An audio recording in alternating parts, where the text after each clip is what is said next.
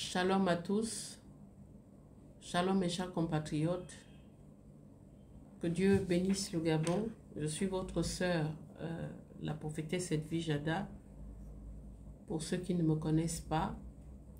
Et si j'interviens aujourd'hui, c'est par rapport à ce qui s'est passé le 3 mai, lors de l'investiture de notre président élu à plus de 90% de suffrage. Donc c'est le choix des Gabonais. Et Dieu l'a choisi. Nous avons commencé avec Dieu dans cette aventure. La nuit du 30 août 2023, comme vous le savez, Dieu a étendu sa main en faveur du peuple gabonais pour lui rendre sa souveraineté et pour établir ce nouveau Gabon que nous attendions tant et tous. Et nous avons vu effectivement que lors de la prise de pouvoir du président de la transition, M. Thierry, il a convoqué, première action, les hommes de Dieu, le corps ecclésiastique de toutes les obédiences. Je dis bien de toutes les obédiences. Dans le but de les remercier par rapport aux prières, par rapport à la position, en promettant et en disant lui-même, en reconnaissant lui-même que c'est Dieu qui a livré le Gabon entre ses mains pour la délivrance du peuple gabonais et du pays. Donc partant de ce fait, nous comprenons que c'est Dieu qui est au centre de tout. Et quand on dit Dieu, c'est Dieu majuscule, D majuscule, c'est-à-dire l'Éternel des armées, et le Créateur des cieux et de la terre. On ne parle pas du Dieu, les dieux des génies, on ne parle pas des dieux des forêts, les dieux des eaux, non. On parle du Dieu Tout-Puissant. Donc il est pour moi normal que tout se passe sous le regard favorable et la bienveillance de Dieu. Et l'investiture se voulait effectivement sous la tutelle de Dieu. Et pour cela, il fallait que tous les éléments soient mis en place pour que le nom de Dieu, du Seigneur, soit glorifié à la face du monde. La cérémonie a bien démarré. L'investiture a pris toutes ses couleurs, rayonnant de gloire. On savait, pour ceux qui étaient là, moi personnellement, j'ai fait le déplacement depuis la France pour y prendre part. J'étais au stade. Franchement, il fallait le vivre. Il y avait, je vous assure, c'était extraordinaire de voir la gloire de Dieu à ciel ouvert. Et donc, il s'est passé ce qui s'est passé. Comme ce parfum, que vos mains soient désormais empreintes de gloire, d'honneur, de dignité et de puissance. Tout ce que vous allez toucher avec vos mains sera couronné de succès. Tout ce que vous allez faire réussira. Tout ce que vous allez faire sentira bon aux yeux de Dieu et des esprits. Tout ce que vous allez faire pour le Gabon sera une réussite. Et tout homme qui est du Gabon, afin que vous soyez couverts de manteaux de gloire, que vous alliez de gloire en gloire, de dignité en dignité, de puissance en puissance. Vous rentrez dans la maison de Dieu, dans la maison de votre Père. Un homme pur, sans tache, sans aucune anicroche. Un homme nouveau, un homme neuf, un homme choisi, un homme énergétique, un homme à qui les esprits donnent le pouvoir sur la terre du Gabon. Une note obscure est venue comme, pour ainsi dire, obscurcir les desseins de Dieu par rapport à la nation, par rapport à cette investiture. Ça, il faut qu'on se le dise.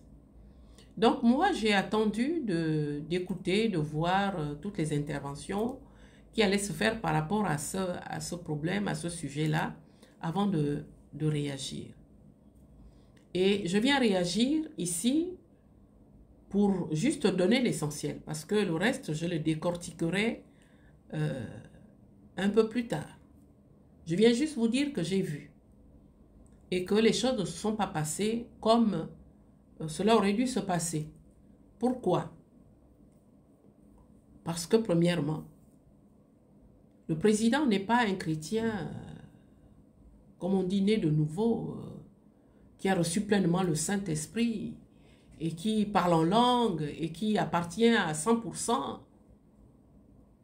au Dieu des chrétiens pentecôtistes. Il faut reconstituer les faits. Il faut les ramener dans leur contexte. notre président aimé est un chrétien pratiquant catholique. Ça veut dire ce que ça veut dire. Ça veut dire qu'il y a quand même une certaine tolérance au traditionnalisme. Il y a une tolérance aux initiations. On l'a vu pendant et avant de démarrer les meetings pour son élection présidentielle. Il a été un peu partout dans les communautés pour aller être présenté aux divinités. Je ne sais pas si c'était des initiations. On lui donnait le pouvoir, toutes les communautés, Mpongwa et autres, ainsi de suite. Ça passait à la télé et les réseaux sociaux. Donc il tolère les pratiques traditionnelles. Il croit en cela. Sinon, il n'aurait pas accepté qu'un praticien traditionnel vienne officier le jour de son investiture et faire ce qu'on a vu faire. Parce que l'église charismatique et pentecôtiste s'offusque. Pourquoi? Parce que pour eux, le président est chrétien. Mais il n'est pas chrétien pentecôtiste. Et puis quand on est président, il faut le savoir, on a à tolérer, on doit accepter toutes les autres religions. Il a même été chez les musulmans. Il a cette tolérance, il a ses bras ouverts, il embrasse tout. Donc, c'est pour cette raison qu'il peut laisser un praticien traditionnaliste venir faire ce qui a été fait, à écouter les praticiens eux-mêmes, les grands traditionalistes, les conservateurs. Cette cérémonie n'avait pas lieu d'être. Elle ne devait pas être rendue publique.